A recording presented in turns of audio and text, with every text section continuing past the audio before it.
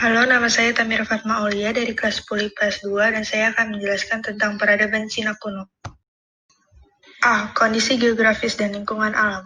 Peradaban ini muncul di lembah Sungai Kuning atau Huanghe. Disebut Sungai Kuning karena membawa lumpur kuning sepanjang alirannya. Sungai ini bersumber dari pegunungan Kunlun di Tibet dan mengalir melalui daerah pegunungan Cina Utara hingga membentuk dataran rendah dan bermuara di Teluk Xi Laut Kuning.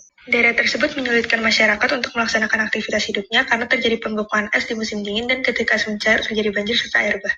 Berbagai kesulitan mendorong bangsa Cina untuk mengatasinya dengan pembangunan tanggul raksasa di sepanjang sungai tersebut. Ini adalah peta peradaban Cina kuno. B. Kondisi sosial politik. Terdapat dua macam karakteristik pemerintahan pada masa Cina kuno.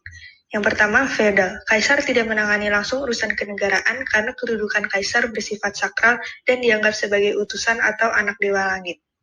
Yang kedua, ada unitaris. Kaisar terlibat penuh dalam politik praktis dan berkuasa mutlak dalam pemerintahan.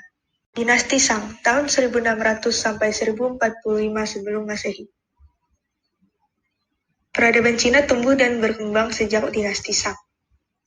Cangkang kura-kura dengan tulisan Cina kuno yang berasal dari dinasti Shang memiliki penanggalan radiokarbon hingga 1500 sebelum Masehi.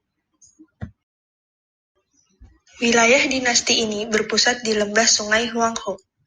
Pada masa awal dinasti ini, hasil kebudayaan perunggunya sudah sangat maju seperti guci, bagian dari kereta perang dan senjata. Mereka juga sudah mampu membuat kain sutra serta menggunakan sistem tulisan yang rumit. Di situs Anyang banyak ditemukan artefak yang unik yang disebut dengan tulang ramalan. Kemungkinan masyarakat pada masa ini mempunyai kebiasaan mendatangi pemimpin ritual atau pemuka agama untuk menanyakan dan meminta nasihat tentang berbagai persoalan kehidupan. Kemudian pemuka agama ini menuliskan semua pertanyaan di tulang bekas sapi atau tempurung kura-kura dan membakarnya. Dinasti Shang diperintah 31 orang raja sejak Raja Tang sampai Raja Zhou sebagai raja terakhir. Karakteristik pemerintahan pada masa dinasti Shang bersifat feodal, sehingga raja tidak pantas terlibat langsung politik praktis. Urusan pemerintahan sehari-hari dibentuk Sekretariat Negara dan Departemen Urusan Hukum. Pemerintahan di daerah-daerah diserahkan kepada para bangsawan.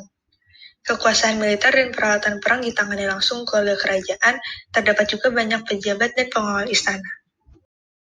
Masa ini masyarakat mempercayai banyak dewa, antara lain dewa-dewa cuaca dan langit, serta dewa tertinggi yang dinamakan Shangti. Mereka juga percaya bahwa nenek moyang mereka setelah meninggal akan menjadi seperti dewa pula dan layak disembah. Sekitar tahun 1500 sebelum Masehi, orang Cina mulai menggunakan tulang ramalan untuk memprediksi masa depan.